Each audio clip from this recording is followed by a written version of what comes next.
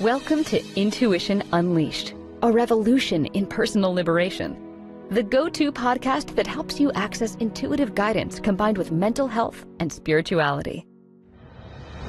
Let your intuition guide you and unlock a life of true liberation. And now your host, Becc Nelson. Hello, everyone. Welcome back to another edition of Intuition Unleashed. Today, we actually have part two of a two-part episode that we are doing with my friend, Bryn Blankenship. Hello, Bryn. Hey, Becc. See, I'm calling her my friend because now we've spent so much time together, and some of the things that she now knows about me, I guess you have to call a friend because, wow. And Bryn has so much grace for me, I want to say. I really appreciate that about you, Bryn, because when I make a mistake on an email I send you, you're just like, oh, did you happen to notice this? You're so kind, full of such grace. So you really are a good friend. I appreciate that. Well, thank you. So Bryn is somebody that I have become to know over the past several months, and that's because we started off by being fellow podcast people, owners, how do I put it, hosts on the Transformation Network that we're both a part of. Bryn is actually the host of her own podcast, which we talked about in part one. And Bryn is also the founder of the Hypnotic Regression Institute. Am I pronouncing it wrong? Am I saying it wrong? No, that's correct. Correct. Yep. And is also where I personally became more interested in adding hypnotherapy as a part of my own practice as a licensed therapist. And I shouldn't say I'm learning new things. These are actually tools that I've come to understand that I've sort of been using, but now I'm doing it in a more formal way with more formal training in this lifetime. In part one of our series, Bryn and I talked about how hypnosis works, how it helps to uncover our subconscious patterns, how we use it in how we can use it to help people heal from a variety of things that we talk about. And if we'll probably connect the link to part one of our discussion. But today we're talking about I call this the more woo-woo stuff of part of hypnosis, right? And if you're watching this, then if it's something new to you, we're actually going to talk today about how Bryn's work actually brought her to discover more pieces and actually develop some of her own processes. And you can talk about that as we go along too, Bryn, about how we go into womb regression, which I don't know if you've ever heard this before, but this is actually about going back to that transition from the spirit world and when you came into this world in this lifetime and those experiences, that transition, and also past life regression. Very exciting work, which I didn't have a whole lot of experience in until I had to have my own experiences as in our class, which was back in December. This was part two, the more advanced classes in hypnotherapy. And as in that work, of course, we have to take turns being the facilitator and the actual client, which we'll get into more today. Do a lot of You have to participate. Some people are like, can I just watch? No. Oh, you every have time it to was my turn. Oh, every time it was my turn, I'm like, oh, okay, fine.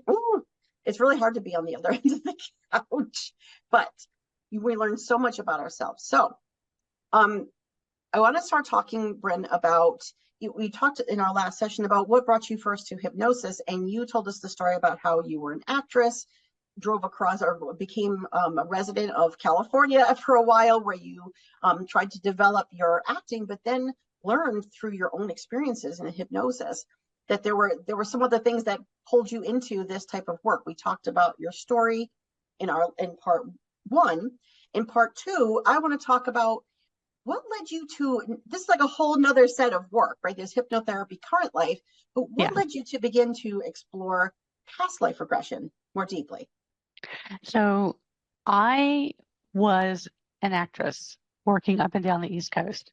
I would drive wherever I had to go, right? And I had a past life session because I knew that my block was from past life. I just knew this. How I knew this, I'm not really sure. But I went to see a regressionist, and we went into the into the past, and we cleared some things, and I found out about past lives that I'd had as a singer and that sort of thing. And, as a, in the arts, the acting arts. And then they gave me a future progression and showed me some things that were coming up. So I thought I was moving to New York. I end up moving to LA. So while I'm out there, I find myself standing in the scene. And we talked about this in episode 1. So I find myself standing in the scene that I envisioned before I ever knew that I was going to California. And this happened a year afterwards. So then I'm out there for a couple of years. There's a writer strike. There's an actor strike. There's some different things that were happening. And I just felt this pull towards checking out hypnosis schools, past life regression schools while I was out there. So I did that and I got started, but I wasn't able to take the full program and I couldn't really find what I was looking for. But I knew, and I was told in my own session, I took some classes and I was told, you can go and find the training. So I came back home and then I went and took my training. And that's kind of the foundation for what I'm teaching now to my students. So I give you a fast track to certification. Is this sound okay? I'm getting a little feedback here. Nope, not at all. It's, I'm not getting feedback. Okay. So I'm giving you the foundation for the fast track to certification in 3 parts. And we do it as a 2-day intro, a 5-day hypno skill sets, which is your clinical hypnosis. We talked about that last time. And then your hypno regression, which we're going to talk about today, which covers age, which is like childhood, back into the womb, and into past lives. So I experienced these sessions myself, as the client and as a student. But being the client really catapulted me into wanting to do this work. And I had one of those moments when I was in LA and something happened that it flew through me like a message that said, stop, get your training, and go home. And everybody was like, but you've been doing this for so long and you've been preparing to do this. How can you switch? I knew to trust the guidance. I just knew it. So I did that. I was able to travel and study with Roger Wolger, Michael Newton, helped start the Newton Institute, did a lot of work with Roger, really thought I was going to move along the track with him, and then jumped over with Michael, and it just all lined up. And even Roger said they knew each other, and Roger said, you should go study with Michael. You should do that. And then he said, you should teach. And I said, teach? What would I teach? Which I'm laughing at because it was so obvious to everyone but me. But, once I learn something, I like to help. I want to help you learn how to do it. And so me having my own experiences helps me help you. And then every client that I've sat with helps me help my students. And then every client that my students sit with, that is helping catapult them along their journey and learn as well. So that intro course is a 2-day intro to hypnotic induction. That's actually teaching you a tool that you will use moving forward with every single client that sits in your chair. And then we build on that, and I give you lots of tools so that you have lots of options when you're working with people. So it's not the same session every time. It's not going to be the same session anyway. But I experience it, kind of put a format around it, organize it. I guess LA and script reading really helped me organize scripts. And then I give you cold reading techniques and things to do. You're not even aware that I'm teaching you that, but I'm helping you with that. So you'll have more confidence when you come out of class. Becc has experience. She's a therapist. She has that experience, but some people have no experience. They've never really worked one-on-one with clients, and they're really nervous about that. So we're using all these techniques, not only to provide you with techniques, but to put you through the experience to clear anything that's holding you back so you can start strong. right out of certification, right out of the gate as a hypnotherapist and a regressionist. So it's a dual certification as well. Absolutely. It's also the basis that your work is the basis of your book, which you have the cover of right behind you, Limitless Soul. Yeah. Those are actual case studies of my clients. And, you know, they were universal messages in the stories. That's why I chose them. And they were messages for the client at that time, but they're also messages for the reader. And then we give you some exercises at the end of each chapter to help with, you know, to help you open up your own intuition. And a lot, let me just say, everybody has these gifts. Sometimes people don't recognize they have the gift because they're not calling it that, or they think everybody can do what they do. If you're a good listener, that is a gift. Not everyone can do that. If you're a presenter and you're good at speaking and presenting ideas, not everyone can do that.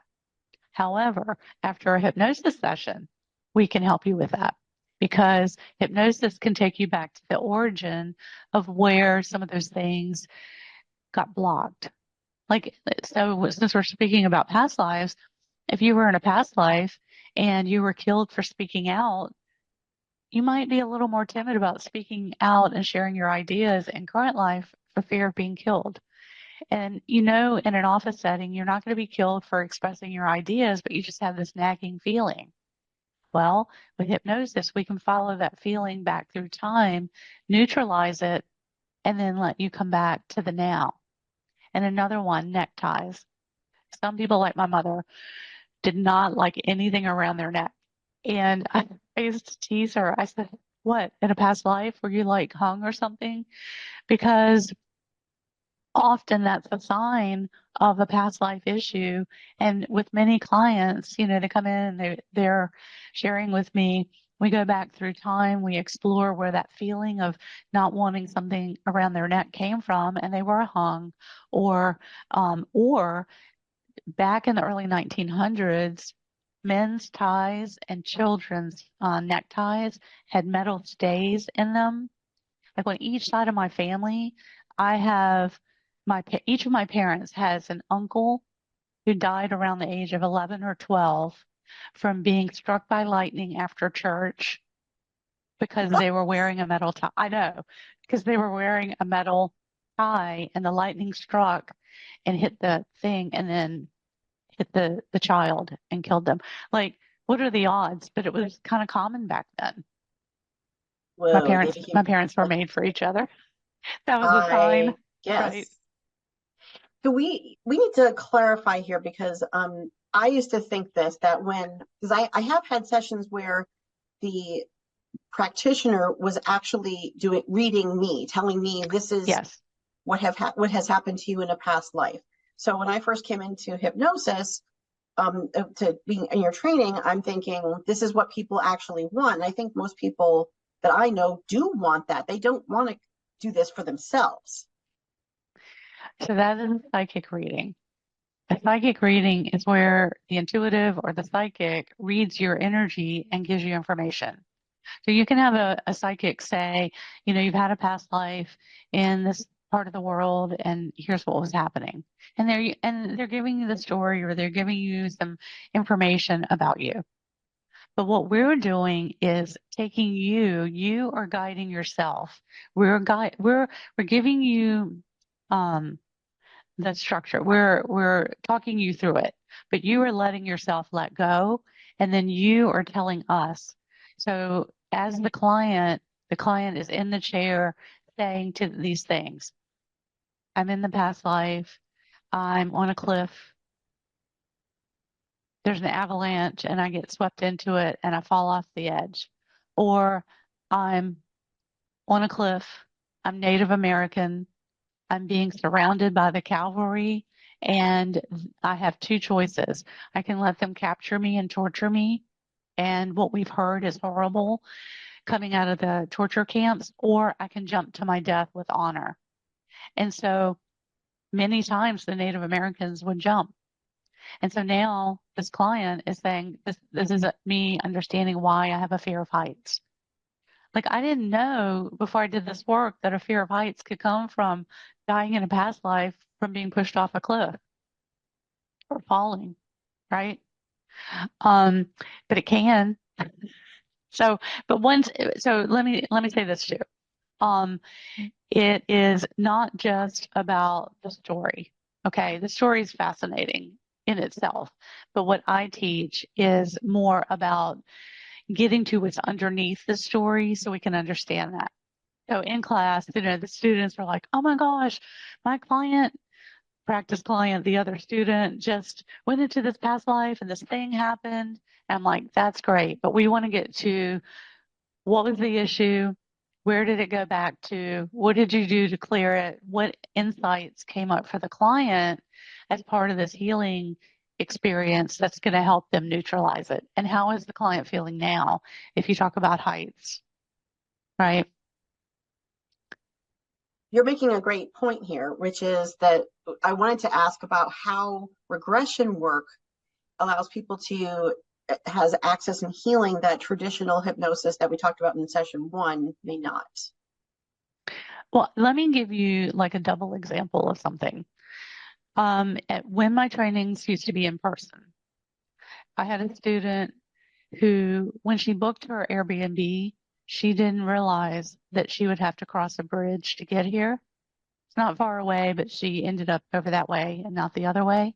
And she has a fear of bridges and a fear of heights, but a fear of bridges. So she had to drive over that bridge. And it's a tall bridge. She had to yeah, it's a big bridge. She had to drive over that to get to class every day and to go home. So for level 2, when she comes back for level 2, she's like, I didn't mean to, but I'm over the bridge again. So she has her session, goes back and finds out, and this is not past life, but there were some other past life influences. This was current life.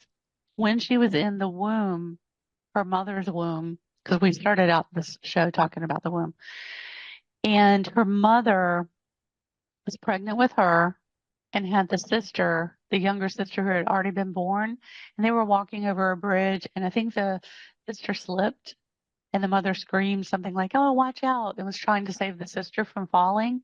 That baby has knowledge. That baby had information and knowledge about that sister while this experience is happening.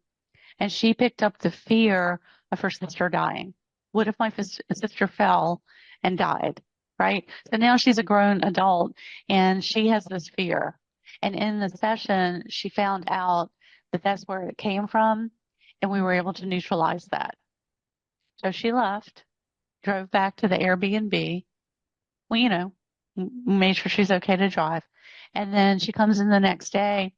And as the class went on, I said, "So, how are you feeling about the bridge?" And she's like, "I didn't even think about it." Like before, she's like white knuckling it to get across the bridge. And now it's like it's a non-issue because that fear was put to rest. But she had an understanding. And so there are dual layers to this experience because it was the fear of heights, the fear of bridges. I love my sister. I can't wait to be born and be with her. And I hope nothing happens to her. And then her own experiences with bridges ever since she's been born that she carried with her. So there's all of that wrapped up in it that can be cleared in one session. That's what's so amazing. We're clearing that emotional thread. And sometimes I talk about how we're like, if it's like a fabric through time, we're like straightening out the wrinkles, like pulling the fabric and straightening out the wrinkles so that that thing doesn't affect you. I have another, since we're on fear of heights, I have another one Okay. that I had a client that she was a slave in working on a Colosseum in ancient times, and she was like building the steps that would lead up to the outside edge of the Colosseum. So she's shackled to it. She ate there, she slept there, she lived shackled to this. And every time she and the others would build a new step and a new layer, they would just move up higher. So now she can see into the Coliseum.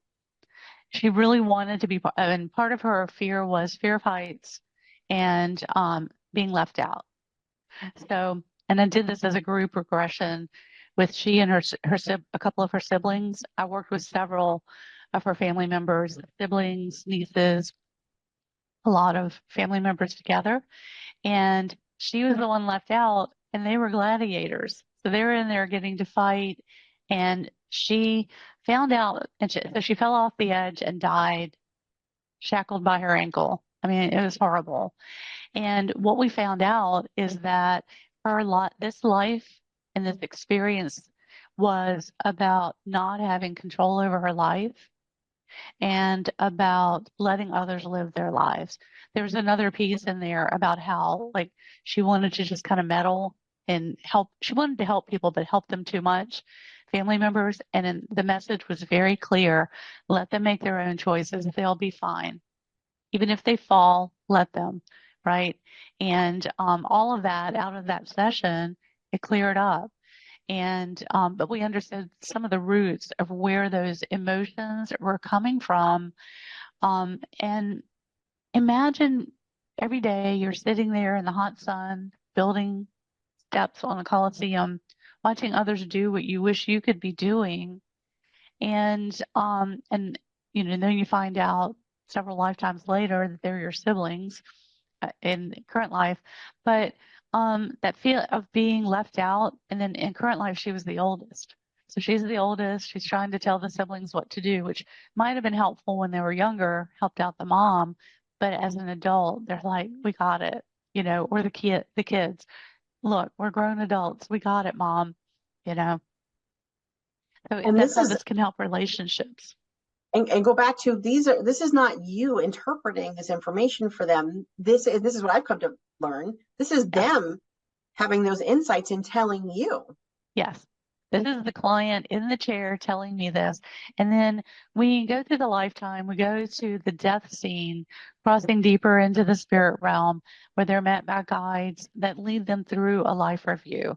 So this information and these insights are coming out through the life review with the guide.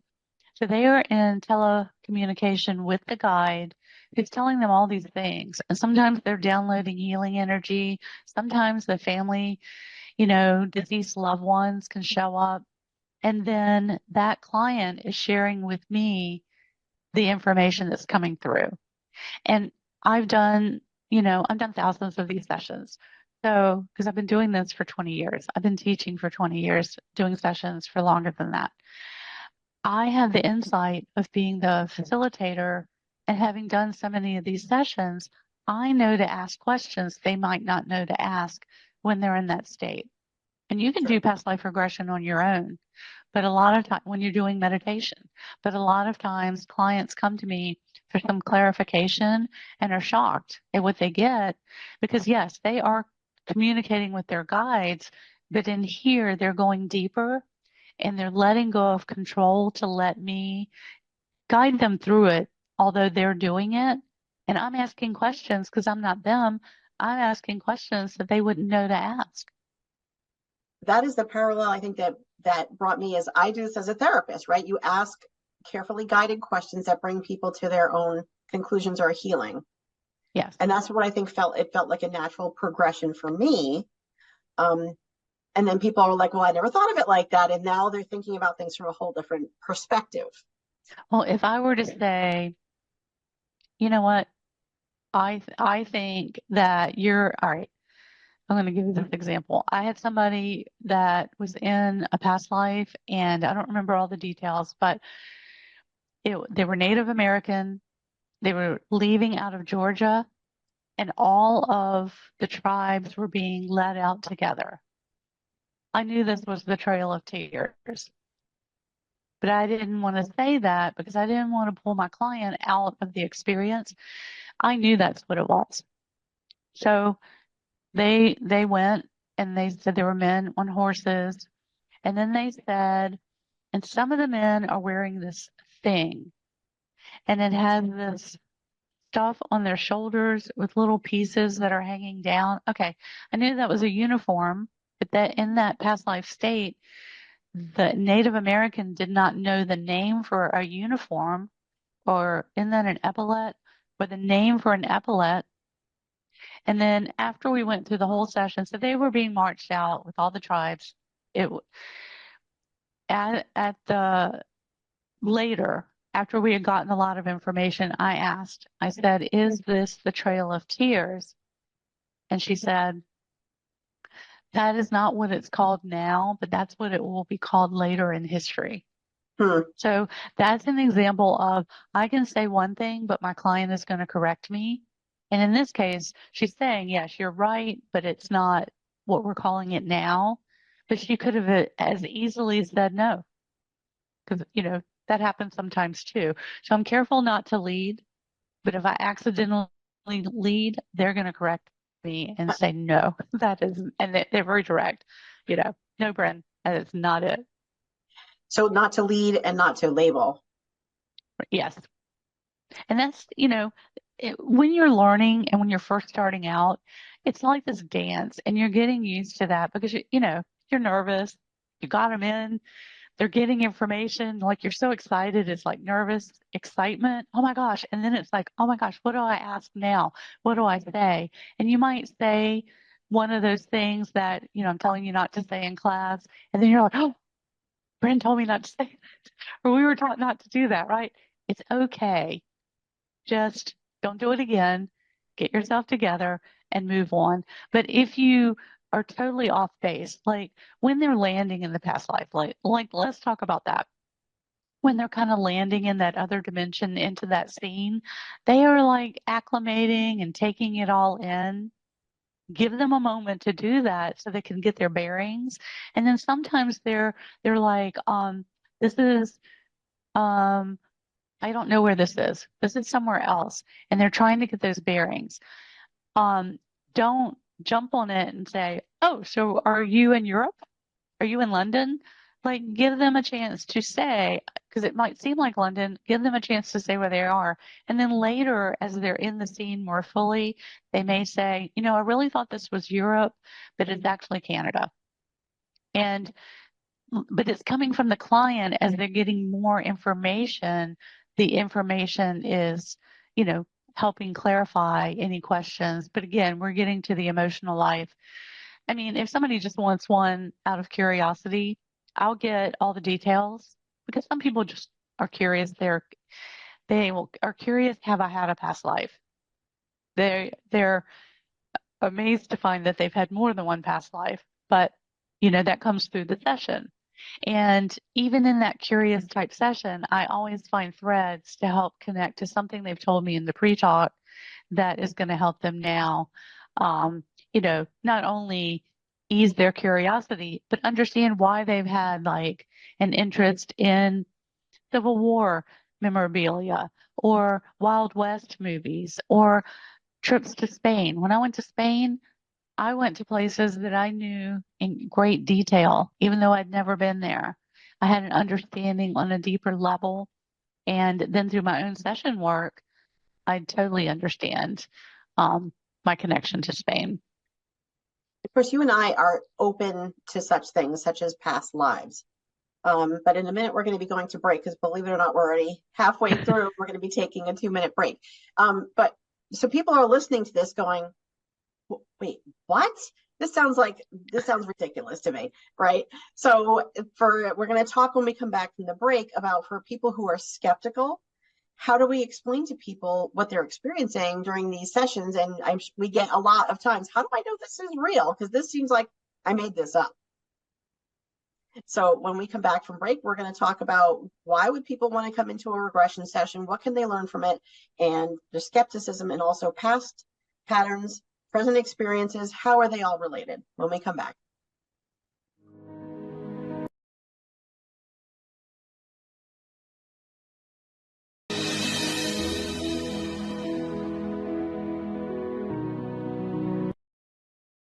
Hey everybody. Oh my goodness, we have got talk radio for all of us. Really, thank you for blazing the trail for women in talk radio and just being such an inspiration to me and so many other people. What you're doing is so awesome. And, you know, without people like you there to like really step out of the box and go for it, I don't know if someone like me would have ever ended up here, but I'm so happy to be here.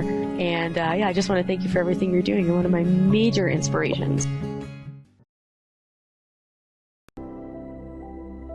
You're thinking your purpose in life? Become a certified hypnotherapist and regressionist today. Bryn Blankenship is a renowned certified master hypnotherapist, international instructor, and author. In addition to her own show, Afterlife Teacher, Soul Lessons Bringing You Full Circle, Bryn is a popular radio show guest who speaks about her soul expression spiritual regression, her transformative method for finding and following your soul's guidance. For more information on her hypnoregression and afterlife regression certification programs, visit brynblankenship.com. Are you ready to break free from self-sabotaging patterns and reclaim your power? I'm Becc Nelson, licensed therapist, spiritual mentor, and psychic medium, helping individuals achieve true personal liberation through my Beccology framework. This step-by-step system shifts your mindset, strengthens your intuition, and empowers lasting change. Work with me through single sessions, 90-day or 6-month programs, or explore my courses, books, and coaching. Visit becknelson.com to get started.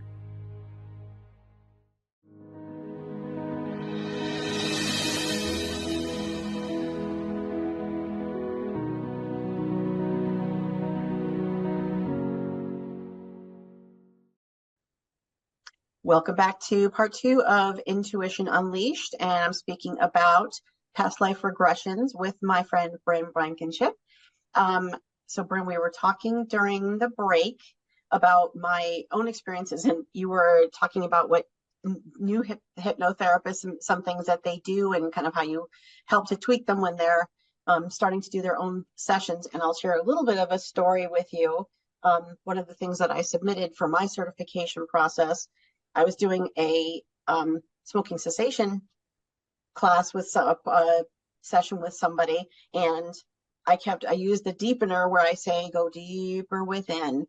And when I was doing that, he was going right in. And when I brought him out, we were doing our post talk where we were talking about our session.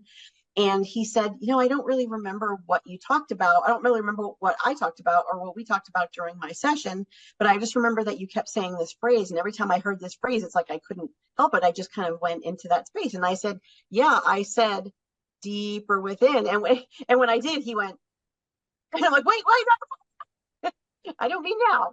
So I actually kind of put him in, and I didn't realize that I was putting him into that place. I was like, oh gosh, he was still in He's that. attuned to your voice, and Yeah. that is a great client. So before the break, you were asking about skeptical people, right? Yep. So I can't make you do something you don't want to do. So if someone comes to me and they're not totally on board, but they're curious, usually we can get them into the past life and get some information. But that could also be something that blocks them because mentally they're just blocking themselves from accepting what's coming through. But as the information's coming through, well, let's just talk about this for a moment. It's not like Hollywood. We're not revealing any deep, dark secrets. You're revealing something that has been troubling you that you want to bring to the surface. And so as that information is coming through, most clients are getting confirmation with, oh, that makes sense. My guide is telling me this is why this happened. That makes sense to me. And things kind of line up. But sometimes clients are like, I don't know. I just don't know. That, you know, after they come out of the session, they start to second guess themselves. And I tell them, I believe that was a past life, and here's why, because you had all the details. You know, that was a good session based on my experience working with clients. But I'm not here to convince you what that was. But for some people, if it helps you to think of it as a metaphor, that story as a metaphor for situations that are happening in your life, then that can help you make the connection emotionally to the past life, to now, to all the lifetimes that you've been working on this issue. So since we've been talking about fear of heights, like the thread that goes back through time to explain to you multiple lifetimes, including the one that you're in, related to issues with heights, that finally brought you to see someone who is able to help you clear that. And then often after the session, even the skeptical ones will contact me and say, Bryn, you're not going to believe it, because I was a little bit skeptical. And guess what? I don't have a fear of heights anymore. Or, like you were saying about smoking, even like smoking cessation, they might say, I don't know. And then they leave and they're like, oh my gosh, I haven't touched a cigarette, right? We just help neutralize the piece that, was causing you to have that behavior from a deeper state. So Becc, let me go into this if it's okay. When you were coming into this life, you had a planning meeting with your soul group, your guides, your soul advisory council, all the heavy hitters that support you as a team are there together having a meeting about what you're coming in to do. And like, you're like, okay, I'm going to learn about fear of heights through fear of heights, or that's going to be one of the things that I'm going to have. And you might have someone that's a sibling and they'll go, all right, I'm going to come in as your brother and I'm going to scare you and do things like make you be afraid. Like when you're standing at the edge of a creek or at a window, I'm going to do things to scare you, to reinforce your fear of heights, right? And then someone else will say, well, I'm going to come in and be your hypnotherapist and you're going to meet me later in life.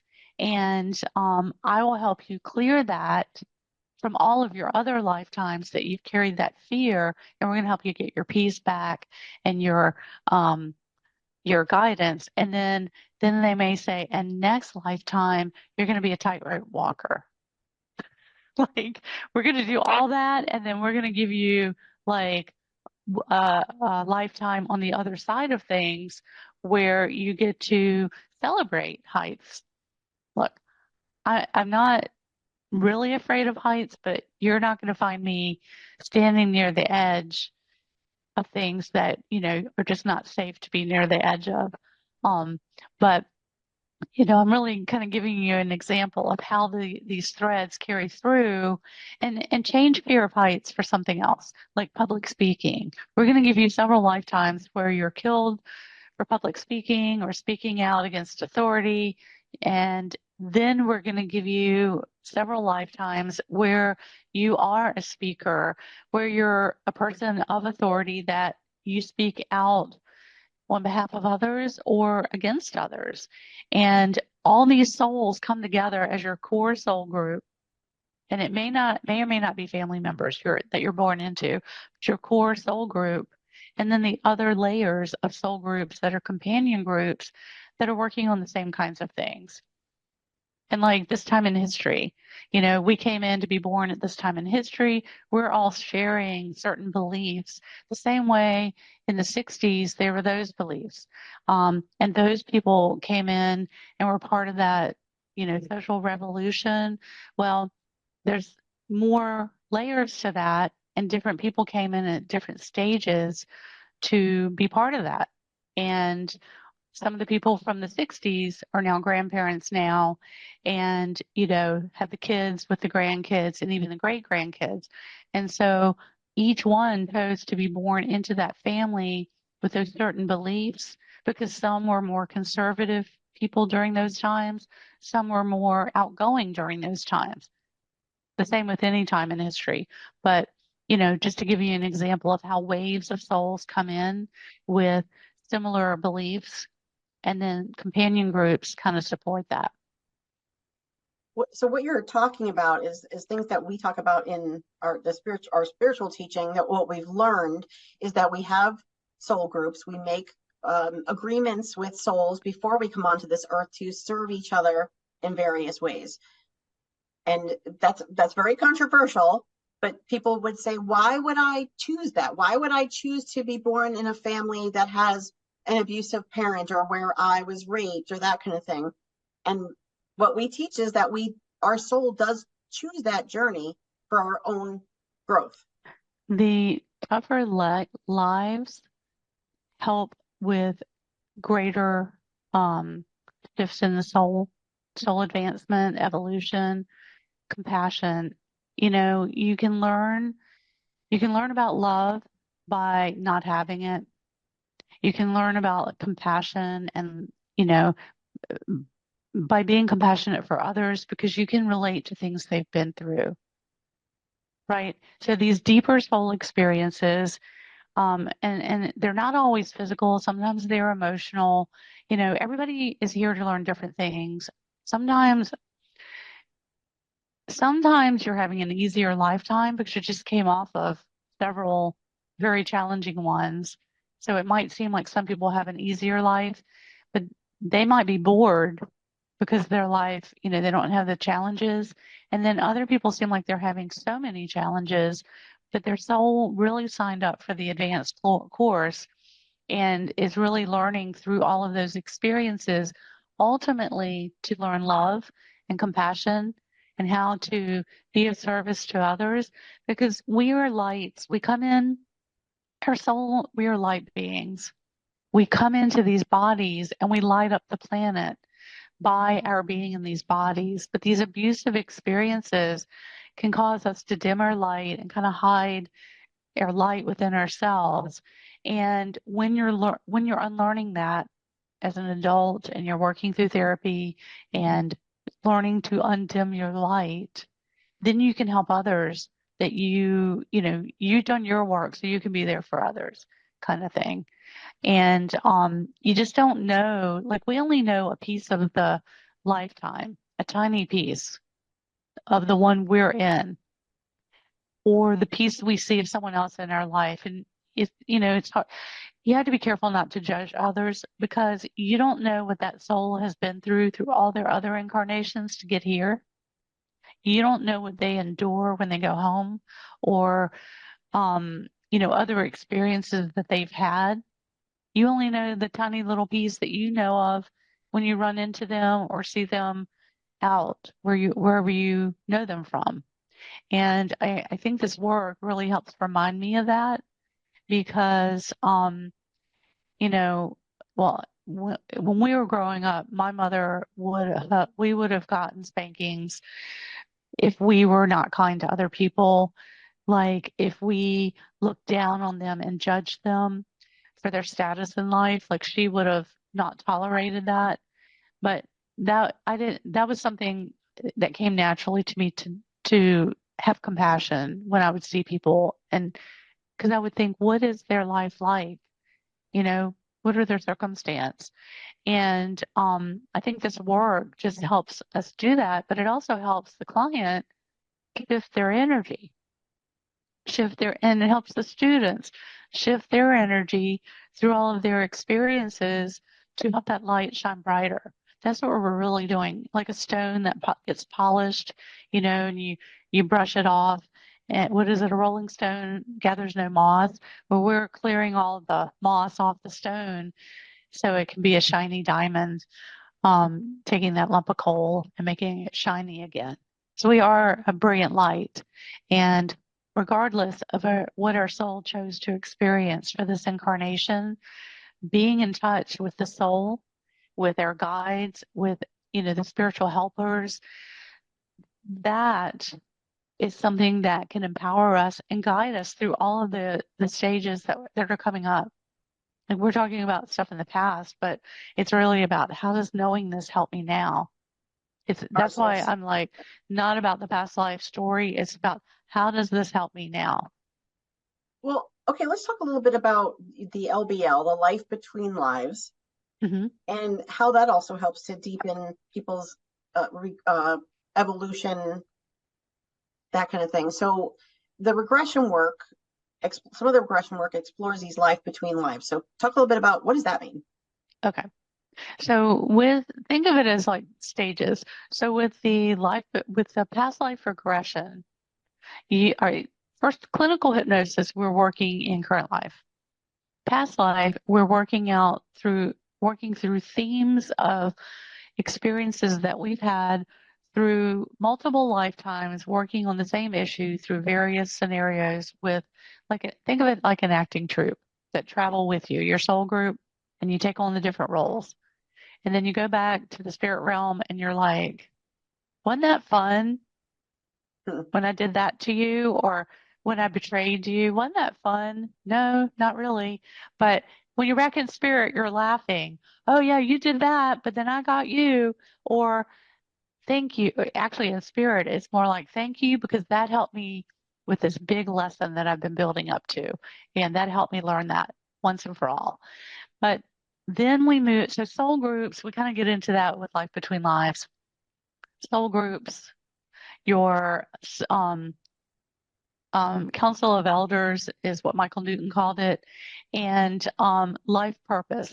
So Life Between Lives is really about structuring the landscape of the spirit world. Michael Newton did a great job through his work to kind of describe the different areas and the realms of learning, like the library, which is the Akashic Records, and the soul groups, and the guides, and the Soul Advisory Council. And then it's really about life purpose. And then my work, soul expression, spiritual regression, it's more about, like, Michael mapped it out, so I get to play in my area, right? Instead of taking clients to each section, I take them where their guide wants to take them to. And for me, it's more about aligning with the soul and the soul energy, because your soul is separate from yourself and then comes into this human body. And then you have a partnership. So you've got mind, body, spirit. You've got a partnership with your soul and your mind. And the soul, all right, the soul has the free will to plan out their life, the soul is the one sitting at the table with the other members of the soul group. And then the soul decides to incarnate as Becc, right? Like, I'm going to incarnate as a female in this part of the world with these dynamics and this situation. That's what I'm going to do this time. And then the other members of Beck's soul group would come in and say, well, I'm going to play this role. I'll play that role. And they kind of hash it out in the pre-planning. And then the soul comes into the body and has those memories of it, which we can access, but our mental analytical mind often blocks it. So it's about the mind and the body connecting, knowing your soul purpose and having a deeper understanding of that, and then learning to trust the divine guidance that's within you. So we have help that's available. We get stuck and we get closed down and we get fearful. And then opening that back up again, we can follow that guidance and have more success. I learned trust through acting by following that guidance and going out to LA and trusting everything that happened. And then when I'm standing full circle in the experience that had once been a vision in the session, that confirm if I didn't have confidence then in the divine and the divine guidance, that really sealed it for me. And that reminds me, anytime I might have a moment, that just puts me right back to the amazing things that I've been able to do, because I tap in not at a mental level, but a higher level than that, and then follow the signs, right? I was thinking back when I was thinking about today's show, and I had a student at a recent class who was like, I was like, I don't know, should I take Bryn's class or not? And then I just went out for a bike ride, and I said to my guide, look, if I'm supposed to take her class, I need a sign. So out on a country road in the middle of nowhere, this person is riding their bike, and above them, there's a electrical power line, and there's a pair of tennis shoes with the strings laced and wrapped around the power line. And his guide says to him, if the shoe fits. So he said, okay, I got my sign. So he said, I came back and signed up and registered for the class. So, those are ways that your guides guide you when you're not like, I mean, it's a partnership. Like when you're going to go to this place, you always drive the same route every time because it makes sense. That's the best way. And you get this intuitive hit that says, don't do that. Go the long way. Why would I go the long way when I can go the short way? You go the long way and you find out there was an accident and you would have been sitting in traffic and missed your concert that you were going to, but you decided to take the long way and you had no issues. So it's that kind of thing. The guidance, and you could have the guidance that says, yes, I want to take Bryn's class. And then you can ignore it. You're just delaying the guidance that you're being given. Becc and I talked. Becc, we had originally talked about me being a guest on her show, and because we both have our podcast, and she was asking me about what I do, and she's like, "Well, I've been thinking about that. Like, I might want to get trained in that." And I said, "Well, I actually have a class coming up this weekend." This weekend. And, like before you know it, she signed up for the class and now she's through the certification process. And we're working through the certification process and, on the other side of it. So like she could have just thought about it forever, but she just took the initiative and now she's moving through it and she's adopting these new skills that are going to help her to help more clients in new and exciting ways. So, it's finding and following that guidance. And then I told Becc afterwards, I said, I actually saw you sitting in the chair in the class, but I didn't want to say anything because I didn't want to influence her. And she could have said, well, I'm not going to do it because Bryn is the teacher and Bryn is saying that she saw me. Like, I just didn't want to influence it, but I actually saw her sitting there. She's like, I need to think about this. Let me get back to you. And then after the class, I was like, I knew you were going to be here. That would have been that's actually really helpful, right? Because it was actually validating when I heard that afterwards. But what we're talking about here is what this show is all about, which is following your intuition. And we talked about before the break, after the break, about skepticism. It's really natural for our ego to step in and say, you're making this up. This isn't real. Where is this coming from? It's trying to protect us. It's the mind. And it's okay. I mean, if your mind does that, it's okay. But maybe look at ways your mind is blocking you from having some things that might be good for you, that you might like to have, like in relationships. If you have skepticism in your relationships and it's hard for you to trust, that puts a strain on the relationship, and you're going to attract people to you that are difficult for you to trust. So you could do a past life session and find out, where that comes from. And it may come from many lifetimes that you felt the same way, or it could come from a lifetime where you were someone that people could not trust. So you were on the other side of it, and now you're experiencing that as well to learn that lesson and see what it feels like. So it's important also not to create new karma for yourself. That's why when you are interacting with other people, you can neutralize your future karma by the way you treat them now. So you don't come back and have to experience some of those things. Yes, I say this to people all the time because I've read in some of the books, your book, etc., about people, for example, who are prejudiced against a certain race of people, right? They might say people who are, people who are, go ahead, you were going to. Oh, no, I just had an eyelash.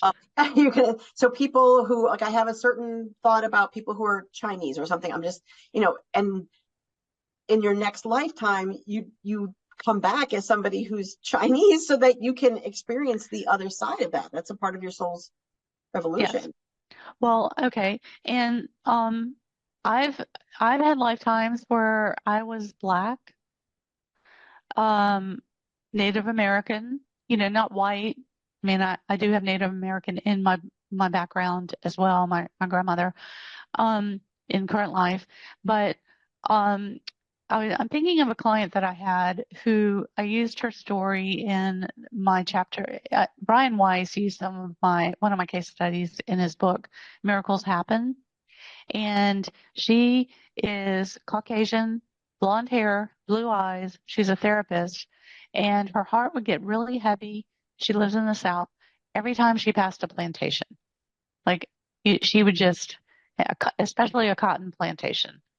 So, in the past life, we go to a lifetime where she's an enslaved woman, a young girl, actually on the plantation, and um, her because of the circumstance of the plantation owner lets her study and learn to read and write with his daughter because he wanted, they were playmates, they were the same age, so he let her learn.